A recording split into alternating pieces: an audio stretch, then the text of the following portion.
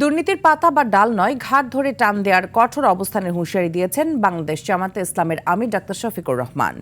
বরিশালের মেহেন্দিগঞ্জে জামায়াতে ইসলামের নির্বাচনী জনসভায় তিনি এসব কথা বলেন। এ সময় তিনি আরও বলেন, রাঘব বোয়াল গডফাদাররা থাকে আইনের ধরাছোঁয়ার বাইরে, আর যারা ছিচকে চোর তাদেরকে আইনের আওতায় এনে শাস্তি দেওয়াটা অন্যায়। 5 আগস্ট পরবর্তী পরিস্থিতি ও দলের অবস্থান পরিষ্কার করে তিনি বলেন, স্বৈরাচারী সরকার বিদায়ের পর দলের পক্ষ থেকে কারো বিরুদ্ধে কারো প্রতিশোধ নেওয়া হবে না। সবশেষ বরিশাল অঞ্চলের নদী ভাঙন সমস্যা নিয়ে তিনি বলেন, নদী শাসন নয়, নদী সংস্কার প্রয়োজন। বাজার লুটপাট না করে সঠিকভাবে বাঁধ নির্মাণ ও নদী সংস্কার করলে 10 বছরে এই অঞ্চলের দৃশ্যপট পাল্টে যাবে।